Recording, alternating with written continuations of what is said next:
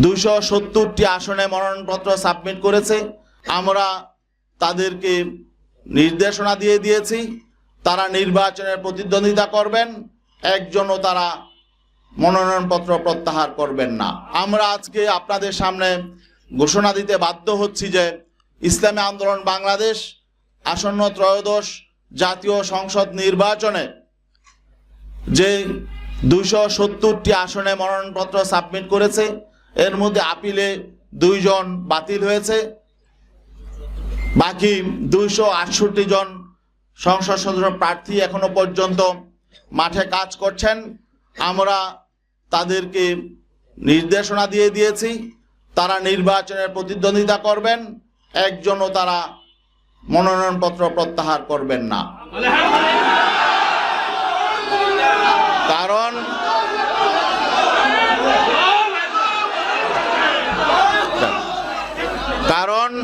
কারণ আমরা ইসলামী জনতার যে প্রত্যাশা, যে এখানে একটা বিষয় স্পষ্ট করে বলতে হয় যে আমরা কেন এই সিদ্ধান্তে আসলাম।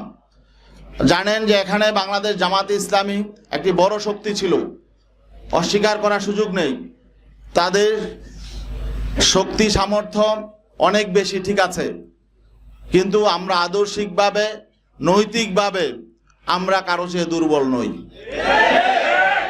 আজকে আমাদের দুঃখজনক বাস্তবতা হলো, আমরা অবাক বিস্ময়ের সঙ্গে দেখলাম জামাতে ইসলামী সম্মানিত আমির জনাব ডাক্তার শফিকুর রহমান, তিনি স্পষ্ট করে বলেছেন যে তারা ক্ষমতায় গেলে প্রচলিত আইন অনুযায়ী রাষ্ট্র পরিচালনা করবেন।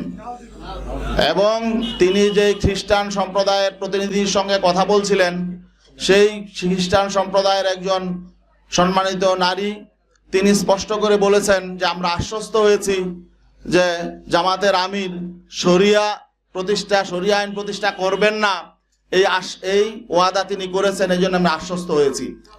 তো এখন বাকি এই বিষয়টা যখন আমরা জানতে পারলাম, তখন আমরা স্পষ্ট হয়ে গেলাম যে আমরা যেই লক্ষ্য নিয়ে চলছি সেই লক্ষ্য অর্জিত হবে না। কারণ আজকে